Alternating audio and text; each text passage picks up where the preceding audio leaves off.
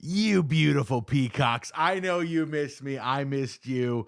It's been a long time, but it's the new year and it's time to start off with a little bit of comedy. Life is too freaking short to just not giggle. Life is about the giggle. I say this to my wife all the time that life is more about the recess than it is about the school. You know what I mean? And I just had that feeling since I was a little itty bitty guy. I'm going to get a lot of stuff done. Trust me, all of the annoying paperwork's going to get done. We're going to pay our taxes, or will we? But we're going to take care of all the important matters, okay? But the more important thing here is to be able to just enjoy life. And I think we're missing that in society today. And I'd like to bring a little bit of the giggles back to you because we just don't know when we're going to die. And on your deathbed, I guarantee you're not going to say, man, I wish I would have taken things a little bit more seriously over those age. That's why I like to eat what I want to. Now, am I going to lose a little bit of weight soon because I might die early and be able to have less fun if I just go out all the way? Yes. Okay. Yes. This is called balance. Okay. And I'm learning the art of balance. Thank you. Thank you. Stop it. But really, I'm learning the art of balance. And I suppose in some types of things, you need some good balance. But the first thing I want to talk about today is going to be somebody that has no balance, that has none of the hard work, and all they get to do is whatever they want all the time. The Prince of Wales has grown up in such a privileged lifestyle that he doesn't have mechanics to choose for himself anymore. Everything is done for him. His pajamas are pressed every morning so that they don't have creases in them for the next day. His shoelaces are pressed flat with an iron. His underwear is folded in a certain way. The bath towel has to be placed in a certain fashion. Prince Charles does have his valet squeeze 1 inch of toothpaste onto his toothbrush every morning. If I'm honest, I don't see the problem here. And I sent this to my wife, and I was just like, look, I don't, you say I'm the king of the household, and this guy's just a prince. And look what he's getting. You know what I mean? And I'm not saying that, like, my life would be better if you would just do every and all things that I want done that I need to do for myself. I don't understand why I'm waking up and having to put my own pants on. I got married for a reason. And, part of that reason is being able to, fully enjoy my life and provide for yours. If I'm providing for your life, as this gentleman provides definitely for the entire country, he's the one that keeps them safe, right? Or whatever he does. Then wouldn't it make sense that the people that are underneath of your care and underneath of your responsibility live to serve you? And I think the answer is yes to that. I think the answer is nothing you want's important, and you should do everything that I want. You know what I mean? And I think that's just like the message of life is that, like, if you can convince everybody around you to do everything you want and nothing that they want, eventually they'll die and you will have lived an easier life. But then you get the people that get involved and they're like, but is an easier life better? And I think the answer to that is duh. duh, duh, duh. An easier life is better. Oh, why would you want to crawl around in the stalls with the peasants sweeping the poop? You know what I mean? Like, that's not for me. That's not for me. And the more you think about it, the folks on welfare make more and more sense because why would you work if you could just say that you're hurt and everybody will pay for you? Dude, there's times in the day, there's times in the month. I have 4 kids, okay? There's times in the month where I just think to myself, I don't even want to get out of bed. And sometimes I don't. I don't get out of bed till like 11:30 sometimes. My wife has texted me like 6 times. She's like, "When are you going to get up?" She's handicapped right now, by the way. Oh, that's a whole nother nightmare, dude. Oh my gosh, she can't even walk. So guess who's making his own sandwiches? It's hell on earth, man. It's hell on earth. You guys know. You guys know how it is, man. They get mouthy when they're in pain. You know what I mean? You have to start talking to them. They care a lot about like their feelings and their emotions and like, are you there for me? And you're just trying to get through you're trying to binge watch something on your phone because God forbid you have to have conversations with somebody that's going through a tough time. That's such a downer. You know what I mean?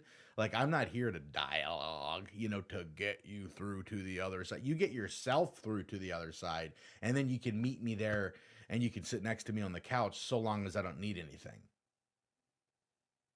And I think that's fair. I think that's actually fair.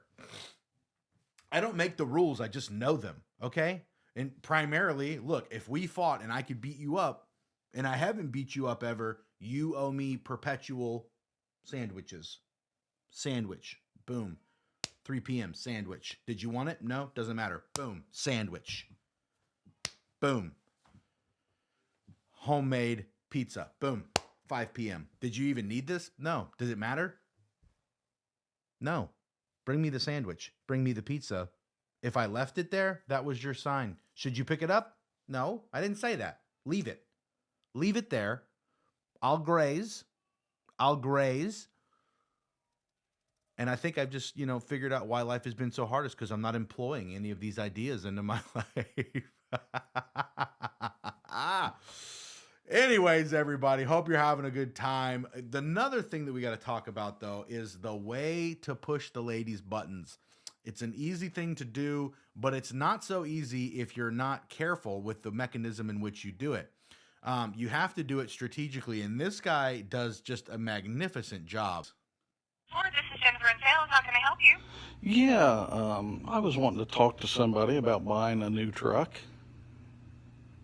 Okay, I can definitely help you out with that. Can I get your name and phone number, please? What was your name? My name is Jennifer. Oh, okay. Well, I wasn't wanting to bake cookies or spread gossip. I was wanting to buy a truck. Is there I understand that, sir. Yeah, is there a man I could talk to, or? Give me just a moment, please. Okay, thank you.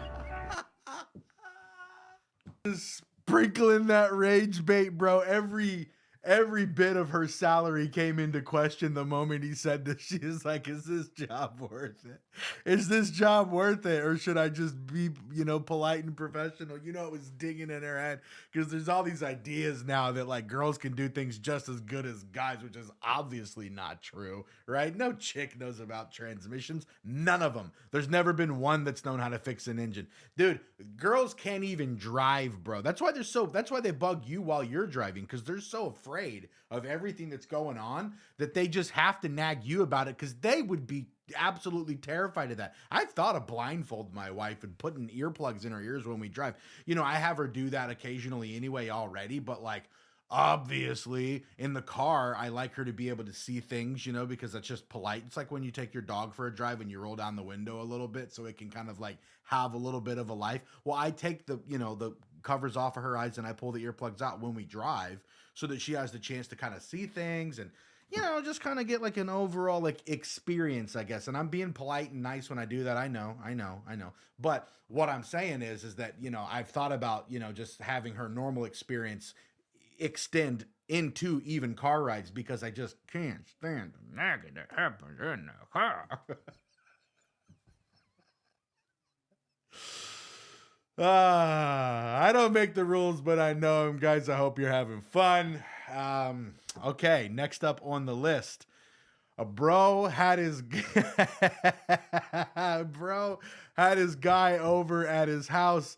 He got sick, started throwing up, and you have to just see the rest of this because it is unbelievable, and it's hilarious. Okay. Tell me what you would do in this situation. All right. Cause I don't know. Here we go. I'll move it over to the big screen so you guys can see more of it and less of me. I hope that helped. I had a party at my house last week, and one of my boys told me, like, hey, bro, sorry for throwing up at your house. I was like, oh, you good, bro? Like, I think my girl cleaned it up. I never saw it anywhere. Whole week, I've been drinking water at my house, and I was like, damn, like, why do I still taste like beer? I come look at my water filter. This is my drinking water. Look where this motherfucker threw up. Talking about, hey, bro, sorry for throwing up at your house. I've been drinking filtered throw up for a damn week. Thinking I was like still hungover. I was like, nah, this ain't right. A whole week I look at it. This motherfucker threw up in here. And I called his house. I was like, hey, bro, when you threw up on my house, where do you throw up? I was like, oh, he was like, I threw up in the trash can in your garage. No damn trash can in here. This motherfucker threw up in my water filter. This is my drinking water. I've been drinking this shit for like a week. Dude, brutal.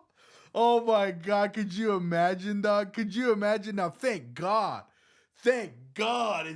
Hopefully that's pre-filter status. I mean, to be frank, I have never seen a water filtration system that's just like out in the open. You know what I mean? And it does look like a trash can. Your boy tried to take care of you, but certainly he has to buy you a new one, dog. He has to buy you a new one. There's no way. No amount of Clorox, bro. Because as soon as you spray that joker with Clorox, now it's going to taste like beer and Clorox in your drinking water or whatever. You just got to throw the whole thing away. Burn it down, bro.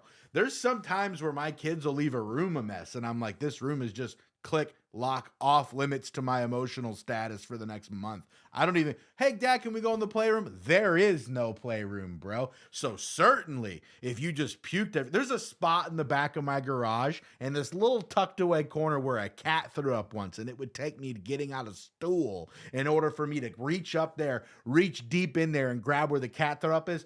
No, I'm leaving it and not telling anybody because I just don't want to deal. All right. That's how it goes. So that's exactly what I would do in this situation. Homeboy has to replace it. I don't even want to think about it. I don't want to have to make the phone calls to the filter company to be like, hey, can you come replace? No, I don't want any of it. Replace the house, replace all of it, which means you have to be rich, which is why we need people that make us rich. I don't want to make myself rich. That's an exhausting game, having to make your own money, dude.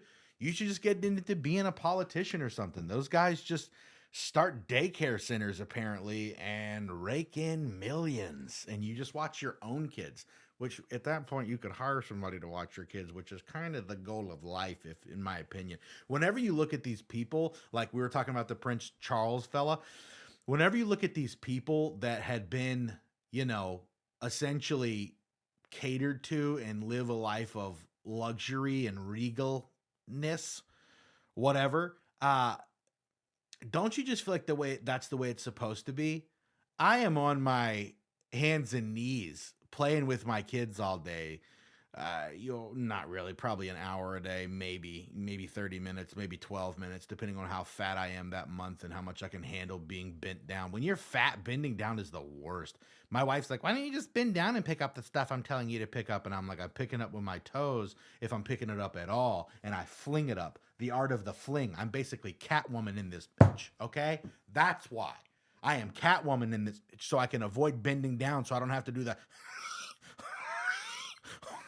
noises. I don't want to do the noise. You try to tie your shoe? I'm going back to Velcro, son. I've always wanted to be on welfare. Anyways, what I was going to say is, doesn't it seem like you should be able to just allow somebody else to kind of tutor your kids? Yes, you teach them the ways of the world, and I'll drop in occasionally when I feel so inclined. You know, because you do feel inclined every once in a while. You know, I sneak in here to my studio when I'm not making literally everybody food and everything. And I hope you guys know I'm just kidding about most of this stuff. But, you know, I do think it'd be nice to just kind of drop in every once in a while. They'd like you more because you're less available. And quite frankly, one of the most important things you'll learn about life is scarcity creates value in people's minds for some reason. So if your dad's just always available all the time, do you really even like your dad that much? He's just a peer, you know? But if your dad's like, oh, I was gone for 6 months to Bermuda on an expedition of exploration, and then he pops back in, Dad, you have no idea how important you are here. You take him hunting once, take him fishing once, and then boom, gone. So I understand. But then you're not there to shape all their little emotional whatevers. But are you actually doing that, person in 2026? Or are you scrolling like I do 24/7? I haven't even seen my kids' clothes in them. I don't even know what they wear. I put them on them. I don't even look at them. I don't even want to look at them. What's your name? Which one are you? 2 of my kids have a V in their name, okay? I get them mixed up every single time. Every single time. If it's possible for me to get a name wrong, I do. Is that going to change when they're adults? No. Because you're not even a person to me. You're like an extension of me, which I don't even like me that much. You know what I mean? Like, you're like, this is my responsibility. Well, you might as well be taxes. You know what I mean? Like, I have to feed you too. I have to feed you too. Do you know how hard it is for me to even prep and plan and emote? Well, it doesn't look like it's hard for me to eat, but it's hard for me to prepare to eat, bro. That's some labor. You're talking about having to prep food, let alone you throw a wife in there and you got to start planning for somebody else and what they're going to eat. Dude, it is butcherous. It is absolute debauchery. It's terrible. There's arguments, there's blood, there's elbows, there's frustrations, there's disappointments. And then if you have to cook it, sweet mother of mayhem, if you did it wrong, and she normally does it, and you didn't do it right, it's the sweet aroma of disappointment. It just fills the house. You look over and there's the glance. Is it good, honey? You say, and they're like, and then slowly, is he looking anymore? Sometimes they know you're still looking and they do the thing where they're like, it's good. While you're still looking. And then just enough to let you know. Failure. Even here it found you. Failure. Anyways, back on the map here. Let's watch 2 more funny videos. Have you guys seen the AI that they're making nowadays? Let me tell you, everything that comes out of Hollywood is absolute trash. The story writing's trash because I guess they give all the awards to weird stuff that has nothing to do with what any of us ever think. It's like it's almost political, right? I mean, it definitely is political, but I'm not saying that kind of stuff on this channel. And so everything just sucks and like none of it makes sense. Stranger Things, you know what I mean? And so look at this Legend of Zelda thing that they made. Okay, the Legend of Zelda, if you remember, this is a video game from when we were kids.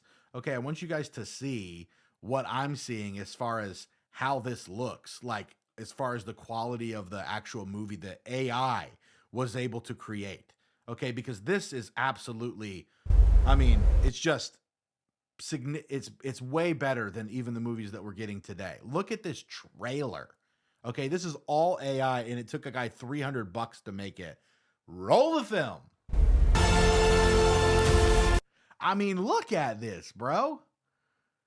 Just, I don't believe, if you look at the budgets from old stuff in Hollywood, bro, it is so expensive. And they did this with $300 in AI. Now, I know AI didn't exist in the past, but what I'm trying to say is if you just squeeze a little bit of lemon out of the lemon juice and try hard and don't use propaganda to try to get everybody to have to believe something, you can make some pretty decent stuff. So let this be a lesson to everybody in Hollywood that you can be not shitty. Okay, it's possible, absolutely possible. Hope this helps. I got one more video for you guys and we're done. This is going to be brief and it's going to be good and it's going to be gone. And I just want to show you guys this lady's stunning transformation. She was able to do Angelina Jolie makeup and it looks just like Angelina Jolie. It is wild. I want you guys to see this. Here it is. Give me a sec. Okay, one sec. Boom. Okay, look at this. Ready? Look, you saw her before. Boom.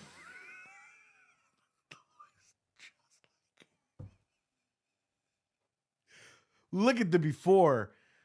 Who's this? Now, bam, Angelina Jolie, hundo percent. That's her.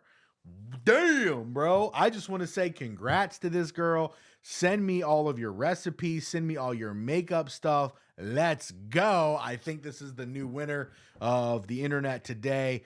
Hope you guys had a good time on today's show. Tune in for more. Gonna be sending more of this type of stuff out into the atmosphere. God bless you. This was comedy. Jesus loves you. Life is great. Laugh more. God bless everybody. See ya.